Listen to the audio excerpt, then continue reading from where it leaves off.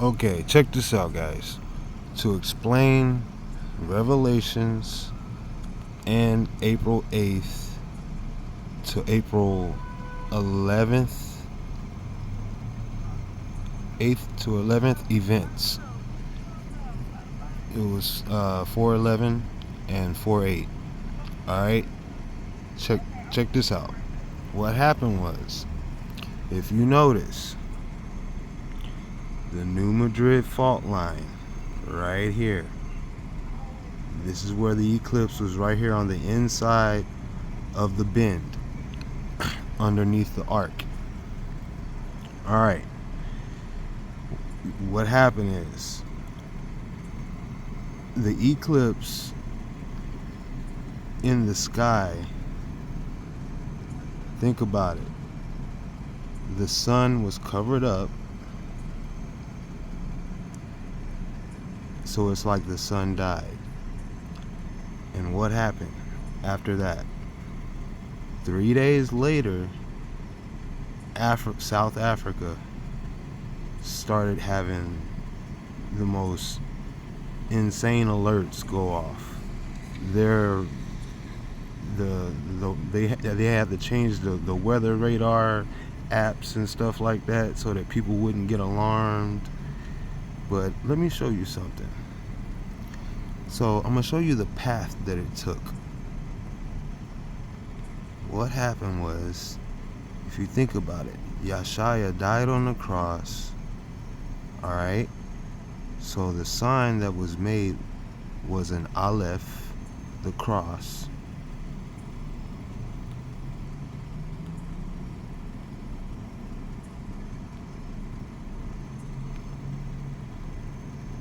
It was an Aleph symbol, which is like a backwards NASA symbol, and it was a cross. Alright?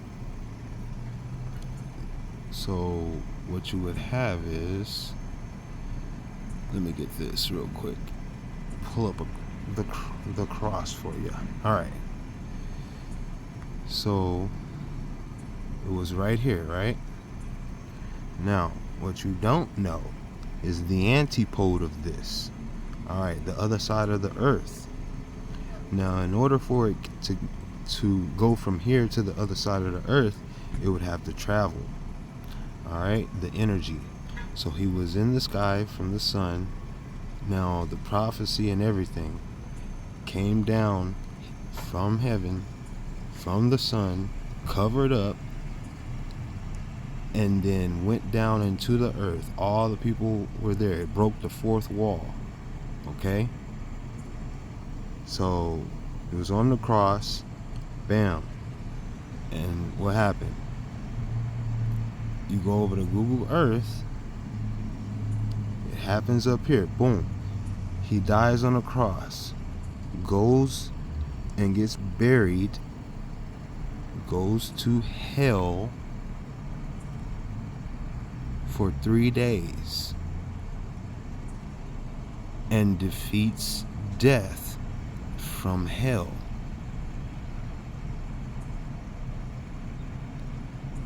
Yeshua, Yeshu, Yeshu, Yeshu, Yeshuya, Yeshuya, Yah, Yeshuya, Yah, Yeshuya, Yeshuya, Yeshua, Yah. That's how it says it. It says Yeshua, Yah. Okay? All this is named after him. This is hell. But guess what? Because it's the lake of fire, Laguna del Fuego, Tierra del Fuego, the land of fire. Alright? Tierra del Fuego, the land of fire. And the southernmost part of it is Yeshua. Yeshua. Yeshua, Yah. So it's Yah's salvation. Alright? The salvation of Yah. That's what it means. Alright? So, check this out. He's got his corner. It's outlined. Boom. He went to hell.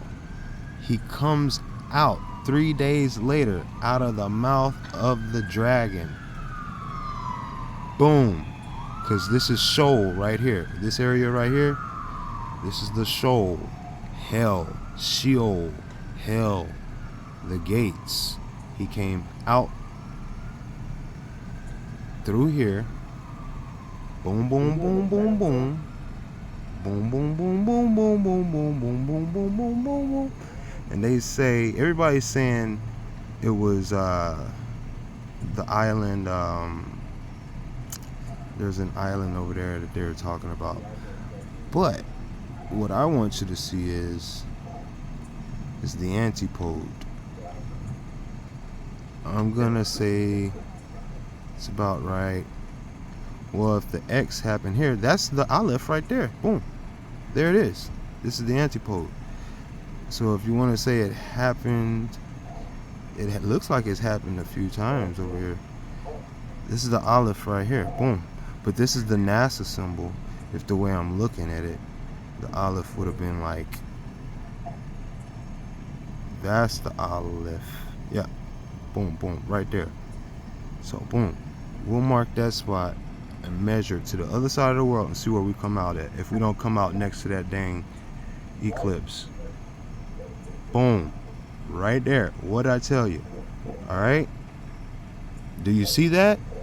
Do you see that? Let's get it to 20K.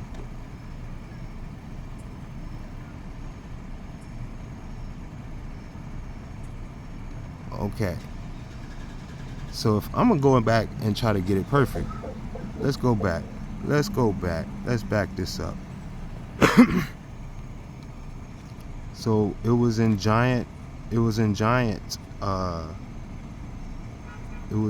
between Giant and Paducah. The Shawnee National Forest, Carbondale, Ohio River, Paducah. Everybody was saying this area. The radar was saying like right up under Carbondale right here. 51, Highway 51. Cobden. And then there was another one that was just like a rough scale of the crossover. And it was up above Nashville. Boom, boom. And it was more towards here. Tell City. And Christmas Land. It was just like Christmas Land up here or something like that. It's something insane. I ain't never seen nothing like it in my life. Holiday. There's like a holiday land, a holiday world or something up here. It's insane. I was like, what am I looking at? Everything was like Santa Claus. It was like a city named Santa Claus. I'm like, what is going on? Well, yeah, all this is going on up here. All this strangeness, all right? I'm just letting you guys know. There's a lot of strangeness along the Ohio River. Ohio is like Ahaya, okay? Ahaya Shar Ahaya, okay? Do you understand? That's the name of the Most High, okay? So the Ohio River, Indiana, Ohio natives. All right, so what we're talking about is, it was near this spot. So I want to say from Giant Lake. It was a lake called Giant, and I know how to find it. Let me see. Let me back out. It would be right here.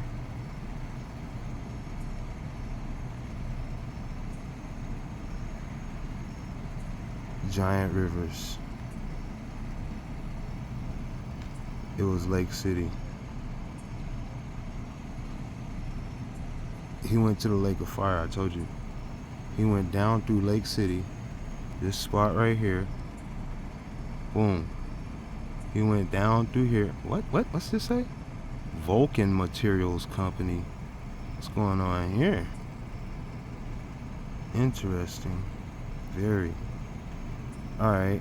Well, yeah, he went down through this area here because this is a very large mass of water right here. And it's like with the Ohio River right there. It's a lot going on. Tennessee River, Ohio River, Grand Rivers, Giant, Cumberland River. You got the Giant. This is like Giant Land. Pyramid. They call Indiana Pyramid State, or Chicago the Pyramid State. I think it's Indiana. Lots going on here though. Illinois is the Pyramid State, that's what they're saying. And the giant forest. It was like a giant forest. I want y'all to see this though. Let me back up off of that.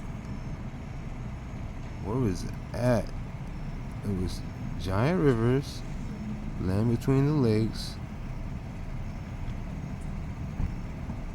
But there's a place called, like,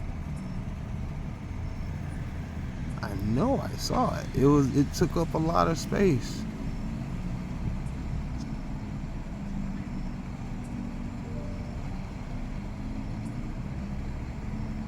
It's not the giant.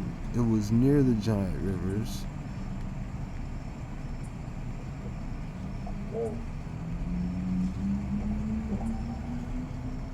Let me see.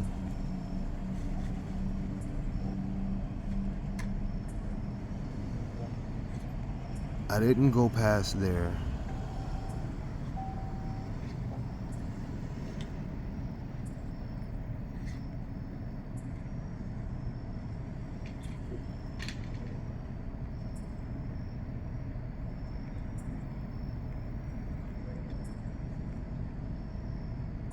It was a place called Giant National Forest or something. Here's Mount Carmel. So a lot's going on, I'm telling you. A lot's going on. I'm naming out these names, and some serious. This is a serious land, I'm telling you. So.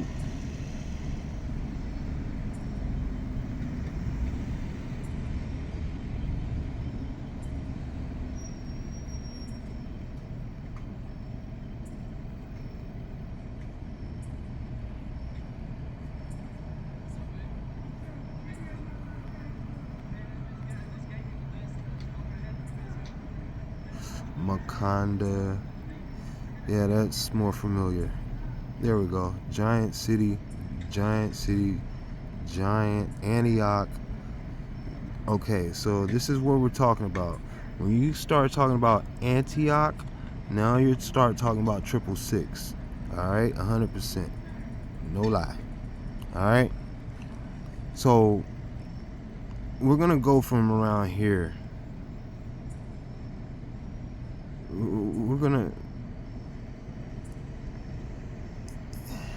He went down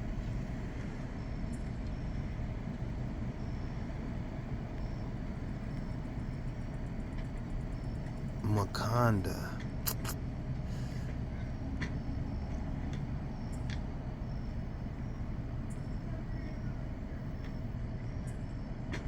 Man, I want to say, like I said, Highway 51 for some reason. Between Giant City and Shawnee, we'll go Highway 51.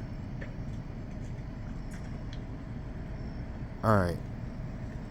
We're going to measure this.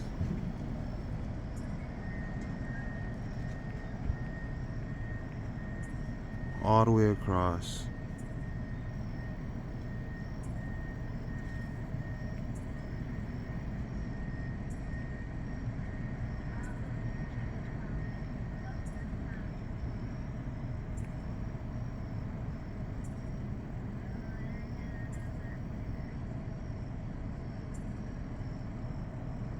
Okay, Highway 51.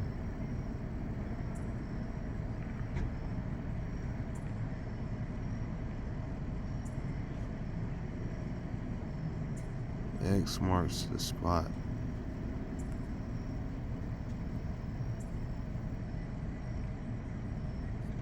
And we'll done that. There's an X right there. There's a bunch of X's.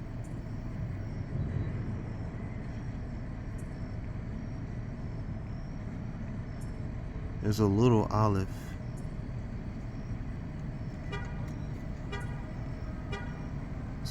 There's a formation. But this is inside of a serious bend right here in the plate. Alright, so what happened is, that's the story. He came down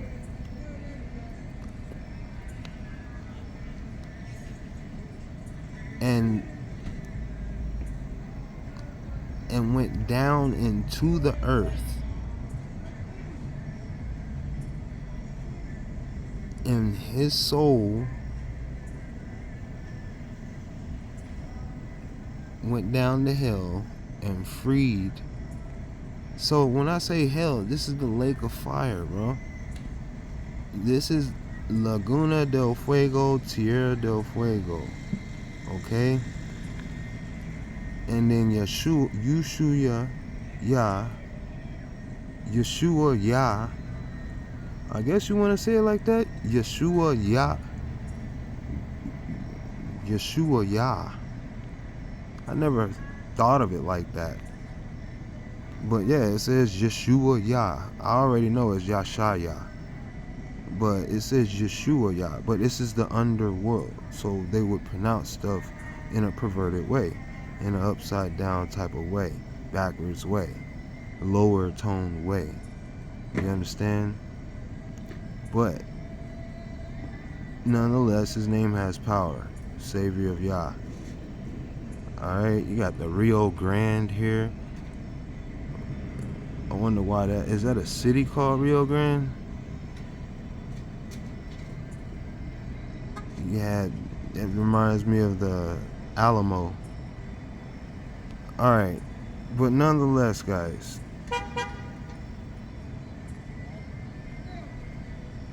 he came over here and went right out through the freaking dragon. Boom, boom, boom, boom, boom, boom.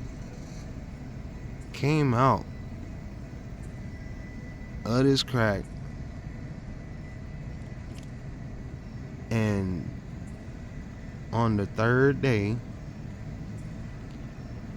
hit the southern coast of Africa. Boom. And moved all the way up. Boom, boom, boom, boom, boom, boom. And then he hit this temple, came back to this temple. There's a temple in the sky above this. That's why the land looks like that. It looks like an X. Boom. Boom. You see it? It's a pyramid in the sky above the land. Do you see it? You can just tell. You can tell. Do you understand what I'm saying? You can see that. And in the middle at the top right here, there you go. That's your eclipse. Because the moon surely wasn't there. The smoke at the top of the temple, at the top of the pyramid, I guess, the chamber, where the spirit has risen up to the top and blocked out the sun, man. I don't know, man. It's the way it is. But definitely this happened. So we'll show you right here. Push play, and then you'll see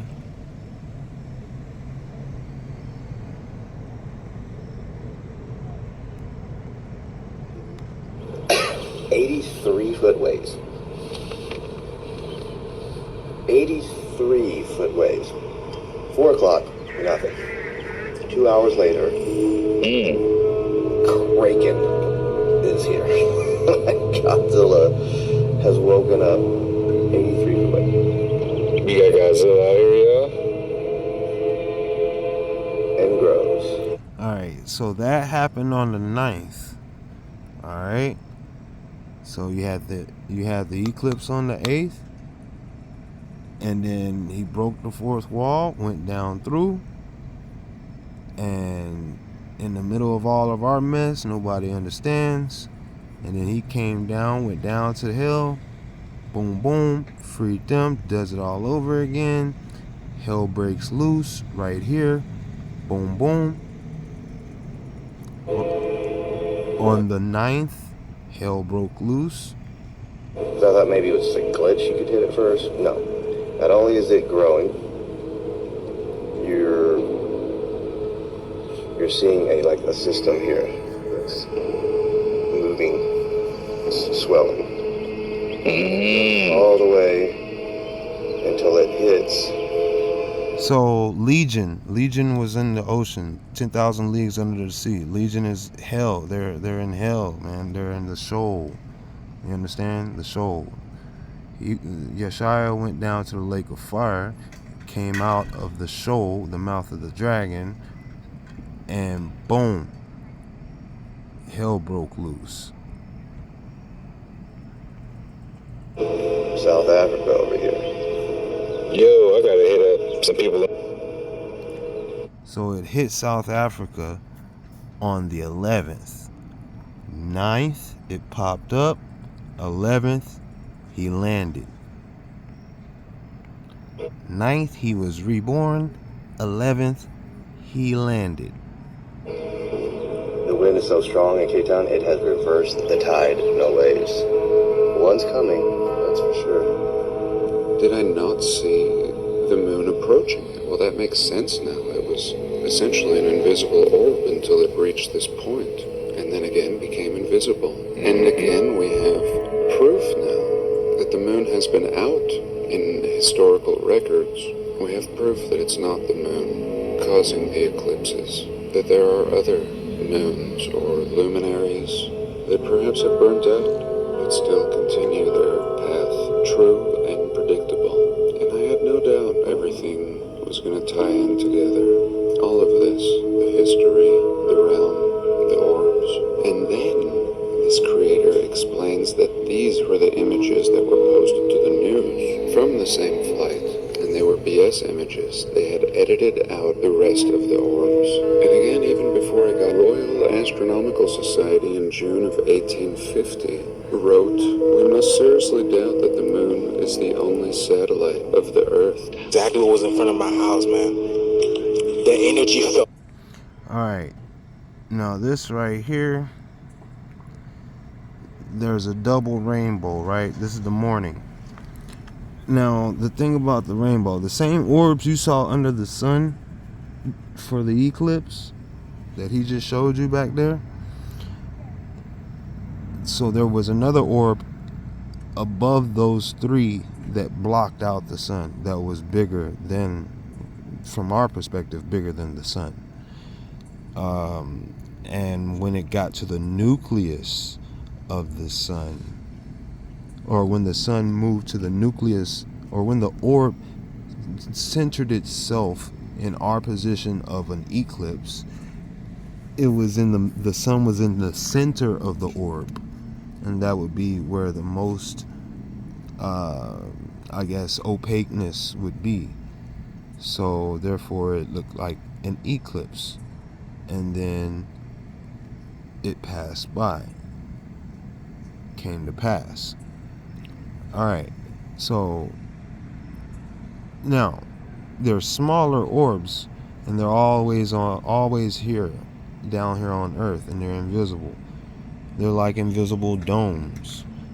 But there's also like whole orbs up in the sky above us that are smaller and bigger, various sizes, like mothership orbs and little hive orbs, and there's like little drone orbs, like all type of little orbs. I guess you could say like Ezekiel's will was what covered up the sun, something like that.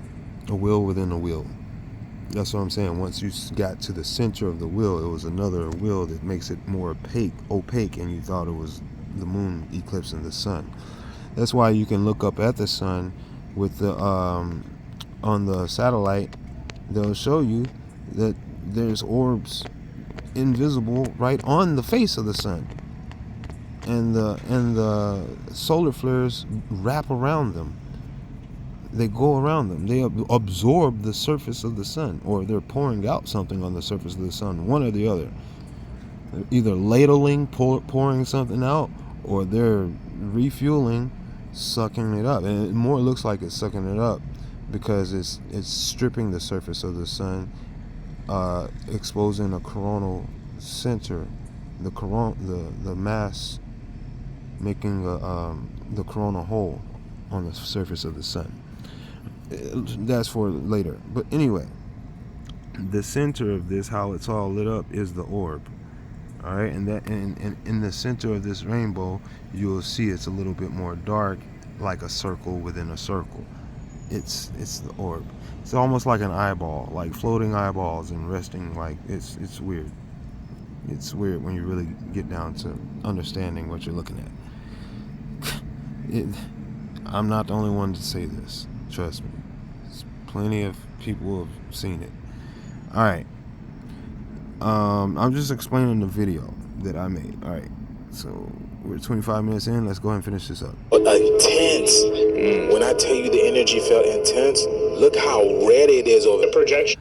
Oh yeah. By the way, he's in Chicago, and in Chicago they have, I guess it's called Fermi Lab or something like that. I don't know if that's what it's called, but it's they got a particle smasher in Chicago, like right there. So they're essentially creating their own orb, if I'm not mistaken. That's probably them right there doing that. It's an electromagnetic field within an electromagnetic field that has different frequencies for different elements and different events. And radars go crazy with them. Let's just say that. All right. From the sun in the firmament. And not only did I catch it, but my friend Brandon Thomas, who has the Expanding Reality podcast, used a solar filter. He not only caught one, but he caught two. And you can in the firmament. And not only that, but there being layers of the firmament. So if the sun was in the firmament, maybe we are seeing the reflections in the different layers of the firmament, where usually we just see the projection right here. And usually we can never see that reflection because the sun is so bright that it washes everything out. But when it's partially eclipsed, as seen by the lens flare, we see. And if you're an intellectually honest person and you see things like this that don't make sense in the heliocentric model, you really need to ask yourself, do I continue to believe what I've always believed, or should I seek truth?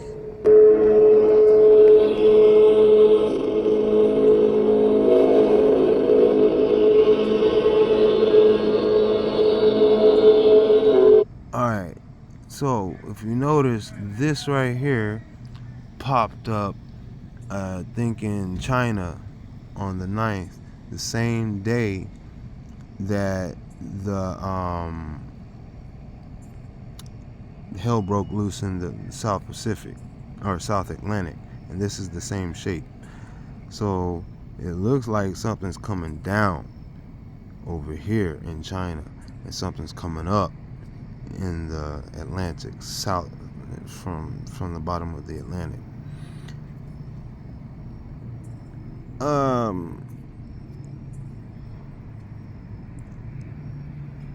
It's kind of weird, but yeah, China and that area are kind of like synonymous for some reason.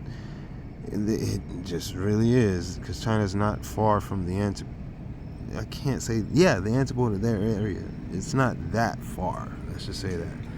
So this wouldn't be such a jump.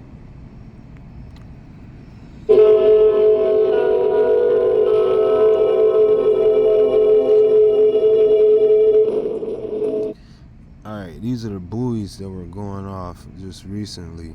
If you notice, there's an X pattern. Same X I was showing you. I said there's an invisible pyramid, right? Boom, boom, boom. Why do you think they got them there? Because they're monitoring it. They're not letting you know.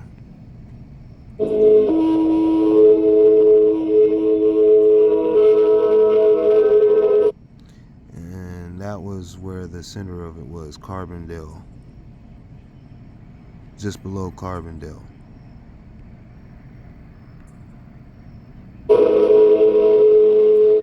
Bouvet Island is where they're saying hell broke loose. So they're saying this broke loose. and everything came up out of that, and you can see it's shaking. That's because the dragon is burping up over there. It's giving up all those souls.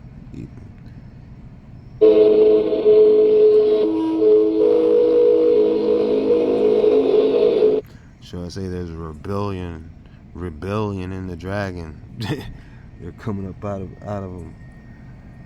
All right, Missouri sounds like Messiah, if I'm not mistaken. Missouri.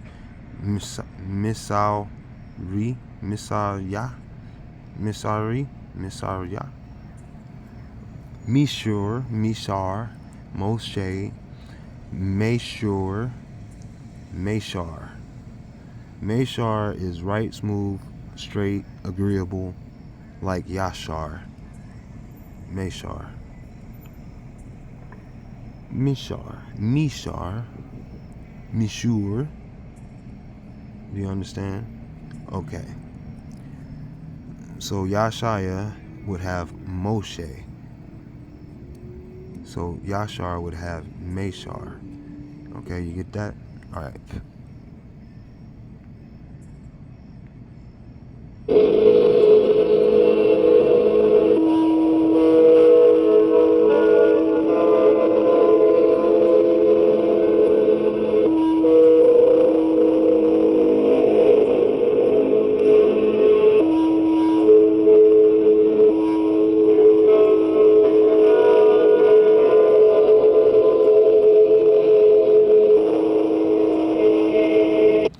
Now, when I say the fourth wall, because the fourth seal in heaven was broken.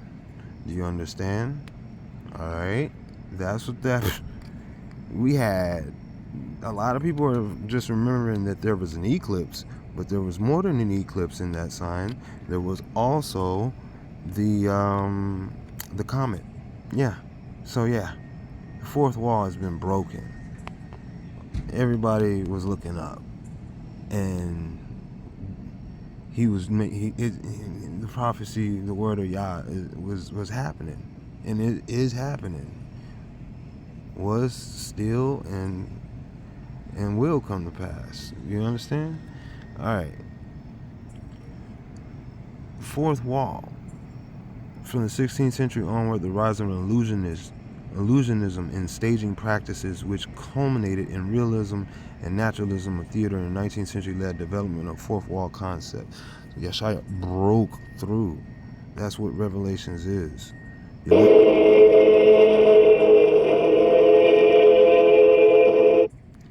Alright? That's what Revelations is. It's breaking through, revealing, pulling back the curtain. So when we looked up and we saw those orbs, revelations, revealing, pulling back the curtain. We saw the moon on the other side, revealing, pulling back the curtain. Alright? A metaphor suggests relationship to the Messian scene. It's like Messiah scene. Messiah scene. It's crazy. Alright. But let's keep it moving. A metaphor suggests a relationship with Messiah seen behind a proscenium arch. When a scene is set indoors and three of the walls of its room are presented on stage in what is known as a box set, the fourth of them would run along a line technically called the proscenium, dividing the room from the auditorium. The fourth wall, though, is a theatrical convention rather than a set of design. The actors ignore the audience, focus their attention exclusively on the dramatic world, remain absorbed in its fiction in a state that the theatrical practitioner Constantine called the public solitude. Ability to behave as one would in private, despite and actually being watched intently while doing so, or would be alone in public. It's like the ghost particle. Like everybody's looking, but nobody's seen. But all of a sudden, it just develops it breaks the fourth wall and lets you see the public solitude. That's Yeshaya. That's the spirit. He's the Ruach. You're looking at spears covering the sun. What do you think is nursing the sun? What do you think is out there serving the sun? What do you think is... Everybody has to see that there's more to it than what you see, okay? There's guidance.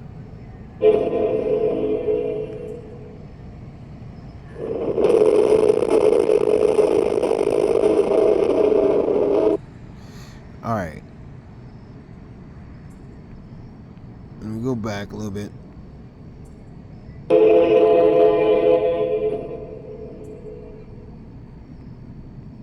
All right.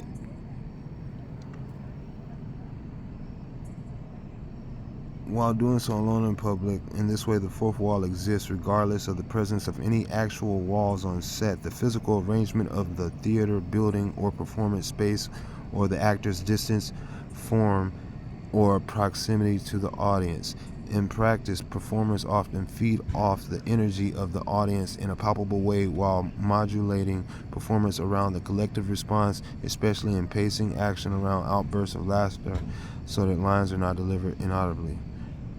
Breaking fourth wall is violating this performance convention. All right.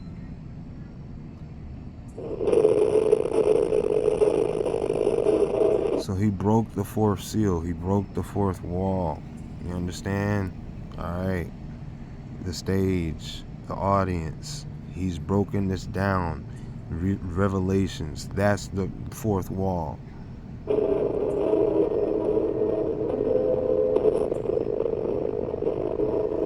The acceptance of transparency, the fourth wall, is part of the suspension of disbelief between a work of fiction and an audience, allowing them to enjoy the fiction as they were observing real events. The concept is usually attributed to philosopher, critic, and dramatist Dennis Diderot, who wrote in 1758 that actors and writers should imagine a huge wall across the front of the stage separating you from the audience and behave exactly as if that such and such. Okay.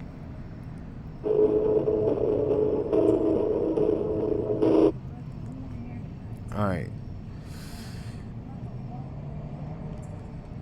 The presence of the fourth wall is an established convention of modern realistic theater, which has led some artists to draw direct attention to it from dramatic or comic effect when a boundary is broken. When an actor or character addresses the audience directly, breaking the fourth wall is commonly in pantomime and children's theater, where, for example, a character might ask the children for help, as when Peter Pan appeals to the audience to applaud in effort to revive the fading Tinkerbell.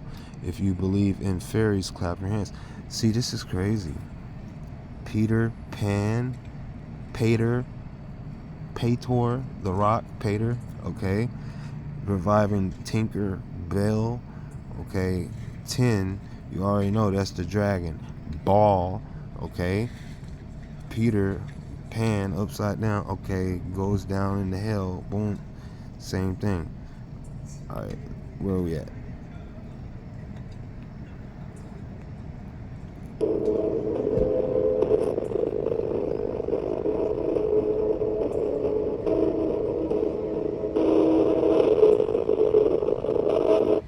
One of the earliest recorded breakings of the fourth wall of serious cinema is Mary McLean's in 1918 silent film, Men Who Have Made Love to Me.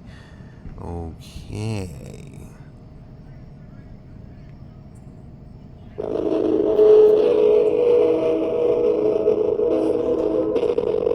The method of breaking the fourth wall in literature is a metalepsis. Metalepsis. If you made it this far, clap your hands, because this is the point of me even mentioning this fourth wall. How did we get to something that sounds like an eclipse or apocalypse? A revelation is a metalepsis because the fourth wall is broken. Do you understand? It's revealing the transgression of narrative levels. which is a technique often used in metafiction. The metafiction genre occurs when it's beyond fiction, when a character within literary work acknowledges the reality that they are in fact a fictitious being. The use of the fourth wall. So this he realizes that pretty much you guys are taking him for a joke. All right. So he's like, all right, breaks the fourth wall, lets you know, hey, signs in the heavens. What did I say? Bam. Then he says, you know, he went down to hell. If you follow him all the way there, you're going to realize his name is down there. And you looking for his name everywhere else, talking about Jesus, that, Jesus, this and that, boom, bop, bop. No, baby. You go down to the left armpit, the left shoulder blade of that dragon, and you'll see, boom, right there, Yeshua, Yah. All right. And then the next thing you know, on the 9th, all hell breaks loose. And on the 11th, it hits Africa. 3 days later, like I said, rose on the 3rd day, reborn on the 3rd day. It's born when it lands, makes landfall. It's born. All right, or it docks. All right. Anyway, so when that spirit, when the wind was sucking all the water out into the ocean, yeah, that's the birth right there. That's what I'm talking about. When they up there thinking they got a tsunami coming and a miracle happens, like the waters in the Red Sea parting. Do you understand? All right. Anyway, Moshe. All right, you understand? All right, here we go. Speaking of Moshe and oceans and seas, Little Nemo. All right. Little Nemo and Impy breaking the fourth wall by breaking apart the panel outlines and detaching the letters of the title within their comic book, Little Nemo. What are we talking about? They're even giving you examples that they would change the names and the times and the dates as breaking the fourth wall.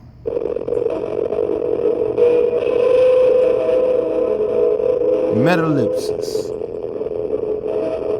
Metalepsis is a figure of speech in which a word or a phrase from a figurative speech is used in a new context, from Yashaya to Yeshua, Yah. Okay, I guess. From Yashaya to Moshe, from Yashar to Meshar. And then if you want to have the devil have his hand in it, you're going to go from Yashaya to Jesus. Okay. Anyway. Okay, for the moth, subgenius, Metalepsis, that's how Achaia turned into Greece. Don't even go there with me. All right. And Rome and Dasha turned into Rome. Anyway, don't go there with me. And Africans turn into African Americans with no knowledge of where in Africa they come from. Don't go there with me. He said, how do you go from Hebrews to Negroes? Don't go there with me. All right. Like I said, check this out. Oh yeah, that's the example for the album by Earth Eater. Boom, you see that? Moth subgenius Metalepsis, see Cerasticis. Moth is man, subgenius Metalepsis. Okay, but moth is man in Hebrew. Anyway, for the album by Earth Eater, Metalepsis. Okay, so what are we talking about? Breaking the fourth wall.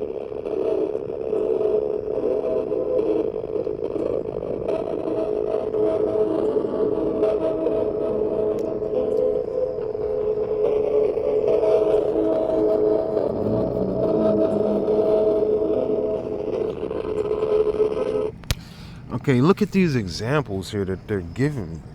Why?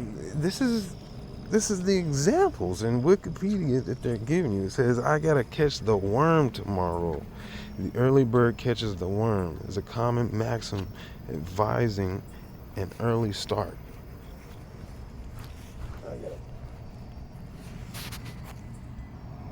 Advising an early start. On the day to achieve success, the subject, by referring to this maxim, is compared to the bird. Tomorrow, the speaker will awake early in order to achieve success. He's been rescued from the rabbit hole. Okay, so he went. Do you understand?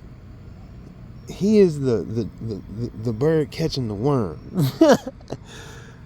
You know, coming out the sky, signs in the heavens, coming down from heaven to earth, and then down below the earth, catching the worm tomorrow. So he went in on the 8th, caught the worm, and then pop, all hell broke loose on the 9th. All right, like he said, because it's only gonna happen when he show up. Nothing before that. You understand? And then it said, he's been rescued from the rabbit hole. Okay, what are we talking about? He went down to hell and come out. He's been rescued. He defeated death. He is the one who is saved. Knows the way to salvation. Is the Savior. He's been rescued from the rabbit hole. The adage "fall down the rabbit hole" refers to being deeply invested in a specific topic. In this example, being rescued from the rabbit hole adapts the original meaning to convey that someone has stopped being deeply invested in a specific topic. And then it goes down and says Icelandic literature. Do you understand how this is just in narrology, specifically in theories of paradoxical transgressions of boundaries, narrative levels of logically distinct worlds, is also called metalepsis. Perhaps the most common example of metalepsis in narrative occurs when a narrator intrudes upon another world being narrated. Do you understand what the eclipse was? What the Aleph sign was? He was totally putting the metalepsis on the eclipses. Alright? Narrating, intruding upon another world being narrated. Because you already know that the dragon was naming everything and renaming everything, and then all of a sudden the Most High come through and everybody remembers that there's things already got a name. Alright? Things already have been marked. Now there's a division. People want to get holy all of a sudden, and then other people want to make more hell. So here we go. In general, the narrational metalepsis arises most often when an omniscient or external narrator begins to interact directly with the events being narrated, specifically if the narrator is separate in space and time from these events. What did I say? This is why we're talking about the fourth wall, the metalepsis, the eclipse, breaking into the events, time, space, all this from heaven to hell, and everything in between. All the stories just come through.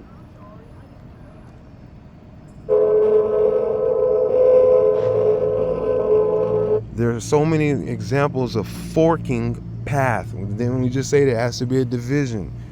Forking. So when you're talking about forkings, you're talking about bidents. You're talking about rulers of hell. You're talking about dark forces in high places and principalities.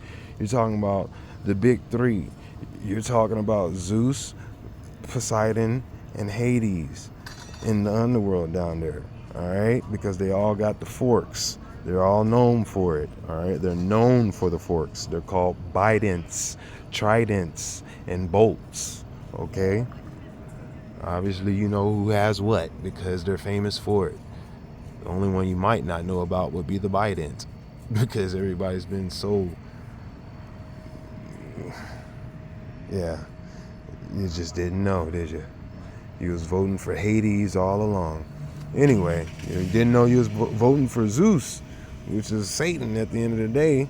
At the end of the day, they all playing Satan's puppet. Those are his weapons, puppets, his weapons. You know, he's begged for that. All right, there are so many examples of forking path and metaleptic narratives by now that any recommendations will have seemed arbitrary. One of the most thoroughly enjoyable constructions of enigmatic worlds within worlds is Nabokov's Pale Fire. Nabokov's Pale Fire, 1962. Okay, do you understand this? A good short text is Robert Coover's The Babysitter, 1969. Frequently referenced in forking path narratives is Peter Howitt's Sliding Doors. Okay, man. In Tom Stoppard's The Real Inspector Hounds.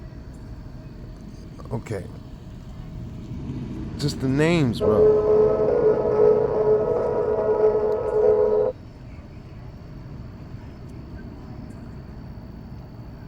When you talking about a pale horse followed by Hades, it sounds like a pale fire. Anyway. So, you have catachresis. Alright? The catachresis is connected to the metalepsis. Originally meaning a Semitic misuse or error, using militate for mitigate, chronic for severe, travesty for tragedy, anachronism for anomaly, alibi for excuses, is also the name given to many different types of figures of speech in which a word or phrase is being applied in a way that significantly departs from conventional or traditional usage. So, like I said, full circle. He's telling you, like how the language, how the evil never ends. You know what I mean? When it comes to how deeply rooted it is in hiding, you know, all along. And then the originator of creation comes through. He doesn't create, he simulates this bad boy because they've already done it before. That's what he's trying to tell you. He simulates you right on through, and then everything just goes right according to how he wrote it. It was written. It's written in so many different ways and works. That's why I'm saying, like, I saw in my life how it was written. I saw in other people's life how it was written. I saw how many different ways work. A lot of this world is just counterfeit because, like I said, it's just built off of the structure of the way that the world is at war with heaven. So it's just a counterfeit, essentially. So you can just tell, you know, by what powers these guys will be using, that this is what they're using. This is what they're using. This is what Legion is using. Legalese, legal terms, types of catachresis. That's how they get you.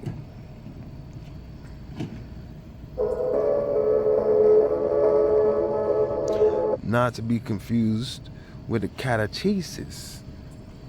Catechesis. See, no, what they're saying here is Kate Echo. Kate Echo. That's pretty much what they're saying. Echo is like the word or response. I looked it up.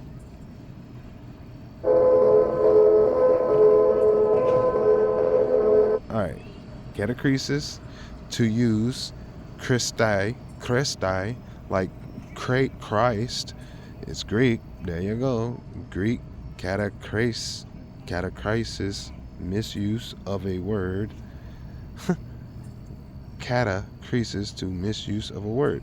From kata to catachristi. To misuse, from kata, down.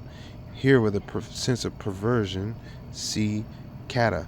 And then Christi, to use. To down use. Kata Christi. So that's like a antichrist. Do you understand?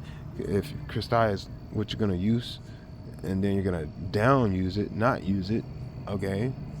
Which is, it's not like, it's like misusing it. Yeah, it's not like not using it. You're using it, but you're misusing it. So you're wasting it. It's an antichrist, pretty much. Antichristi. Catachristi. Okay, you get it? Alright. So we're gonna move on from there.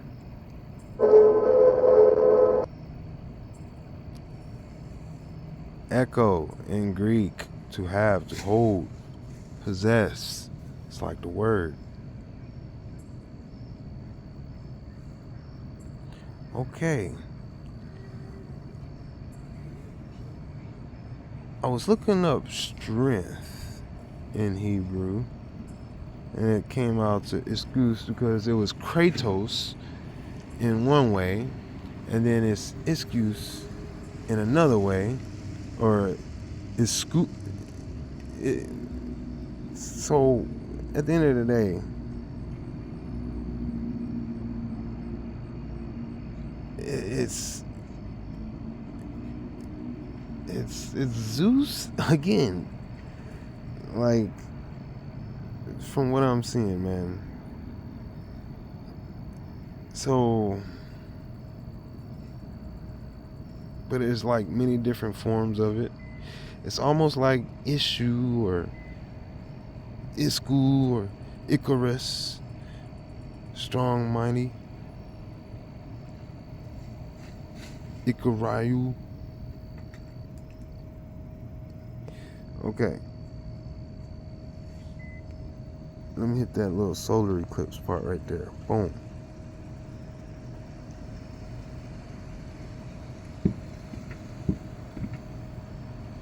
I think that was where I wanted to hit, right there.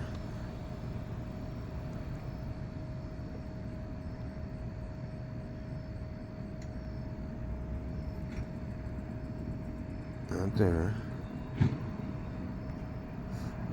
Alright. So Icarus flew too close to the sun, right?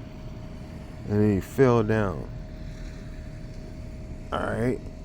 In Greece, Icarus is a strong man. Okay? It's an angel. An angel. Like I said, like Zeus. An angel. They're calling them gods. Alright. So look, at the end of the day, you got the solar eclipse on April 8th at 1:58 p.m. Alright? 1:58 p.m. from Rockwood Point, Missouri.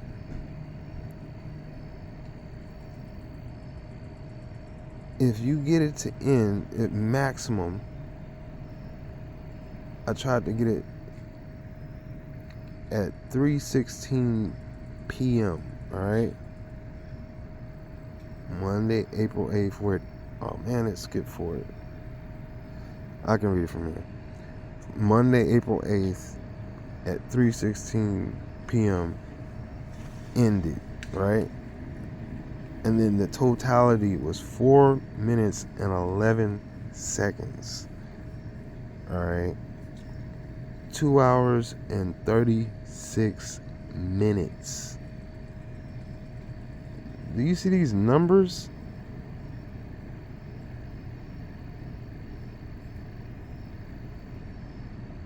$3.16 for Yah so loved the world he gave his only begotten son. You understand that?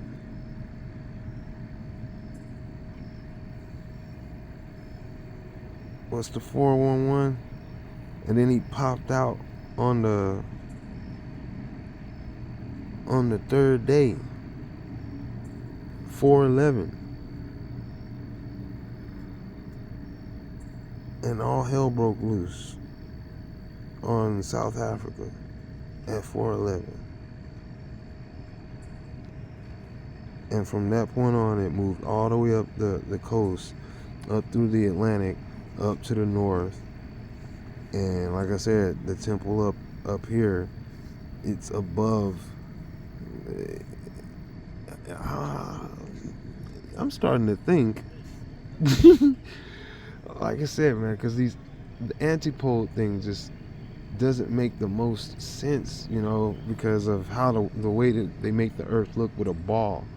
Like, there probably could be an entrance to the dang earth, and then there probably could be some civilizations down off in there. You know what I mean? I'm just like looking at it like that. Probably could be, because there's obviously stuff above our head. There's obviously stuff going on above our head. The sun is not even in control. Something's making the sun do what it do. I'll just tell you that. I'm telling you. You could even tell they have a thing called an Earth-facing quiet effect. The sun will shoot off solar flares from the sunspots all around until it gets to about 30 degrees or something like that towards the earth, and then it will stop. The sunspots, every time they reach about 30 degrees or 45 degrees facing the earth, they'll start getting quiet. And then once they start exiting, going out the other side to go back around about 35, 45 degrees, they start belching, shooting, and firing off all over the place. That's how, when it happens, we'll have like the wing of the solar flare will just barely miss the earth, because it's been building up, trying not to give us a direct hit. It's weird. It's something like I don't know how, man. I still don't understand that. Like, is the fire that sensitive to the earth? I don't understand. But it's a blessing nonetheless, from what we've been told. You know what I mean? From what we've been told. All I know is when the big hot thing get up in the sky, it's hot, all right? And if it get any closer, we probably gonna get wiped off the face of the earth. We be looking like desert over here. But yeah, man, I'm just saying, bro, like, the prophecies seem like they're kicking off, bro. They're kicking off. Revelations, the book of John is the book of Revelations. I shouldn't say the book of John is the book of Revelations. Revelations means apocalypse, and apocalypse means revelations. So when people get all scared about the word apocalypse, it's because they don't understand that the word apocalypse means revelations. All right? That's what it is. It means to reveal, from the lips, to tell from the lips, to speak from the lips, to reveal from the lips. All right, apocalypse. All right. John, they said John was John of Apocalypse. So then you have, he would be John of Revelations. Now the thing is, you would have, there's a lady chasing a cat. All right. You would have, you would have, where was I? Oh yeah, his name. When people were saying they read the Bible, the last book in the Bible is the book of Revelations. So then, if the book of Revelations is the last book of the Bible, and they're telling you it all sums up from the beginning to the end, as in the beginning, so too shall be in the end, the last book is given to you by John. All right. He would be one of the first born from death. One of the first, if I'm not mistaken. But Yeshaya he's a messenger of Yeshaya, who is Yah. All right. The salvation of Yah. All right. So what happens is, Yeshaya said, by grace Only by grace shall man be saved. What is grace? Grace is John, Apocalypse, Revelations. Grace. He was told to write it down. He was given something that none of us were given. All right? A vision. And was told to write it down. All right? And some of it was sealed up into the time of the end, which is around now. Stuff is being revealed. Just as the heavens and the skies are opening up, stuff's being revealed every day. But we're just so busy seeing all this other madness and all these other fear mongering going on from all these governments and big strong guys.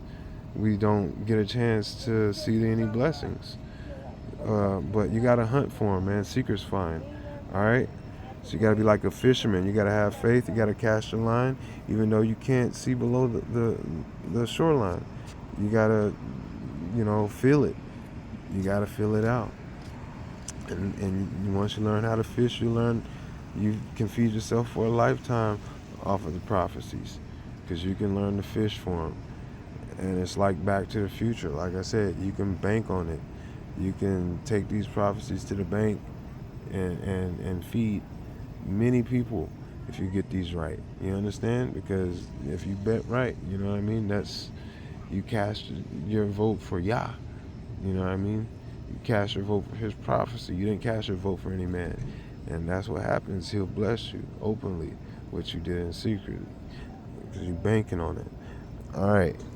So he said, buy from me silver, something that, store up your treasures with me, in heaven, that, where things won't rust and get eaten away, so you're going to vote for him. You're going to have your faith in him, what he says, because everything that, everybody else is getting you is going to get burnt up, taken away, and you're going to be out needing stuff, and they're not going to be able to give you anything, because everything's going to be burnt up and taken away. So you gotta, I'm telling you, you gotta invest in the word of Yah. All right. Now there's a difference between El and Yah. El is like when I said Yashaya, and then you got Yeshua Yah down there in the lake of fire. So El would be like when the weapon of Yah. So you understand that?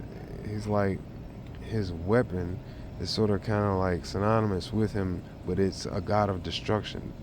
His weapon is god of destruction. You understand that? It's a governor. His weapon is that's why he said the dragon and the behemoth and Leviathan, all of them are under his control. Those are weapons for judgment. You're going to get judged by weapons, by the fire. You know what I mean? You're going to come through the fire. The Leviathan's got the fire. Let's just say that. But anyway, nonetheless, he has control. The Most High has control of the conscious fire. You understand? The all-consuming fire. So at the end of the day, they still have to serve the truth, which is the fire. And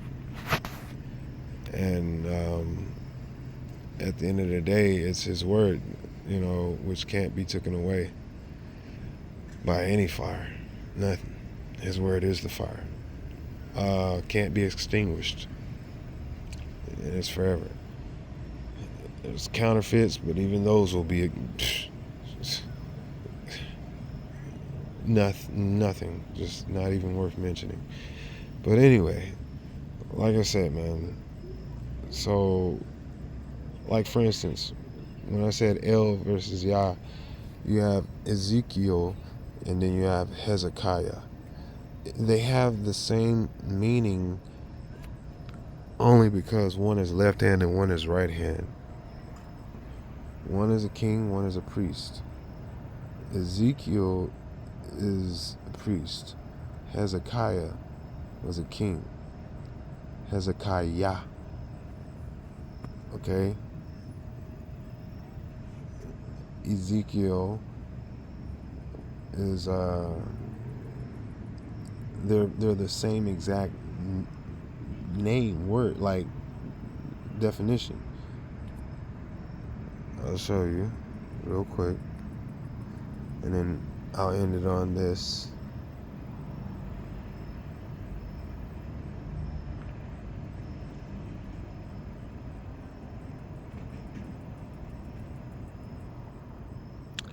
All right. Actually, it's back up.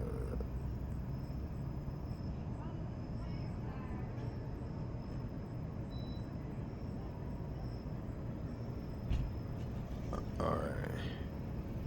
What is this? Korah. Oh, fire. If I'm not mistaken. Ice. It was ice. Korah. All right. Check this out. What was on?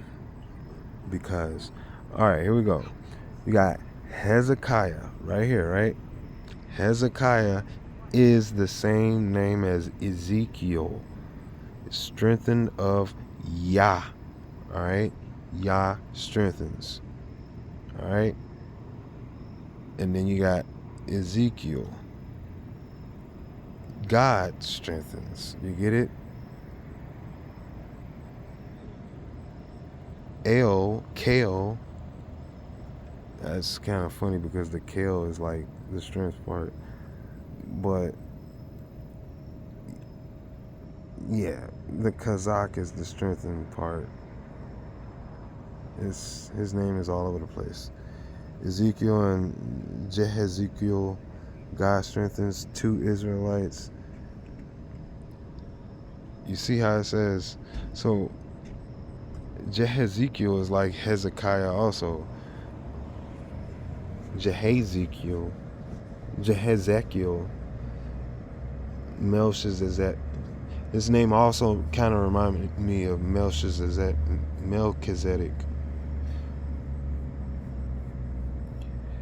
And then you have, check this out. This is why I wanted to say this. Because I was thinking about Ezekiel's will when I was talking about the eclipse. And then I wanted to know, I was like, wait a second. That ain't how you spell Ezekiel. So I wanted to know how to really spell it. It was spelled with a Y. Like I told you, it ain't Israel, it's with a Y. See? Yekhazel. Yekhazel. It's almost like Quetzalcoatl. It's almost like Quetzalcoatl. See? Yekhazel. Yekhazel.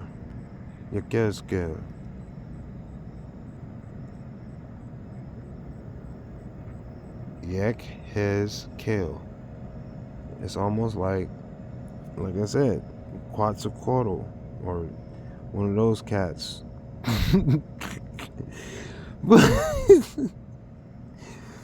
but I'm not. Anyway, I'm starting to sound like old boy. Anyway, I'm not even gonna go there. But yeah, Ezekiel's will. All right, look at this. In Arabic, it meaning the eye was or became narrow, small lane. Hence, small, narrow-eyed animal. God will strengthen. Ezekiel, Kazakel. All right. Kazak-el. Kazak-ya.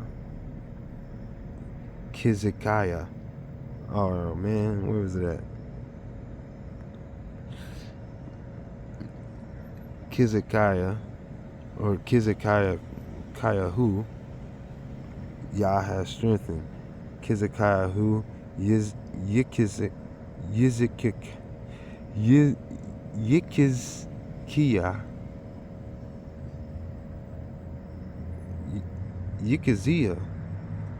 Yikizkiah is almost Ezekiel. Yekiskia is more Ezekiel than Yekeskel. Kiskia. Kehiskia.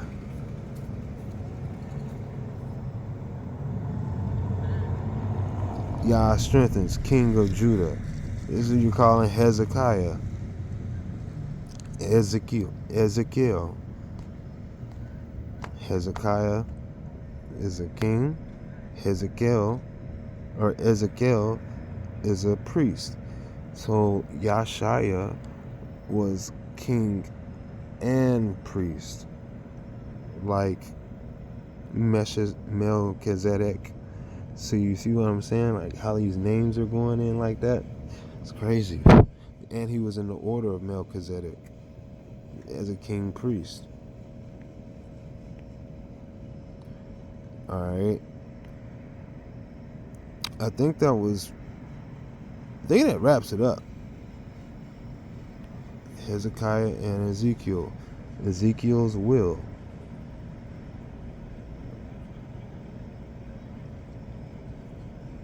When he strengthens one, he strengthens the other. From heaven to, as a king in heaven, to his priest on earth.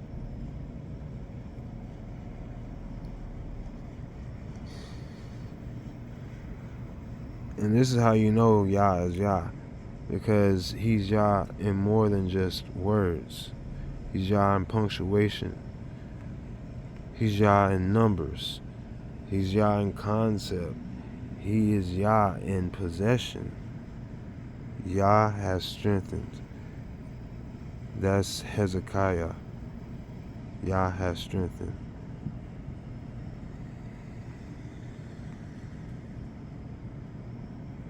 That's the Assyrian name for Hezekiah.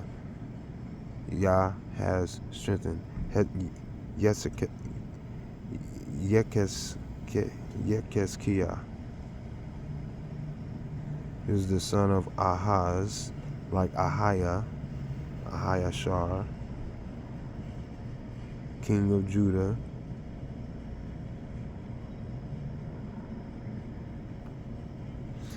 All right. I think that's about it. We did an hour and 17 minutes, man. I'm gonna go ahead and get on off. It's getting late over here, and they ain't really taking a break over here. So I'm gonna go ahead and get on down, take my rest and rest my crown.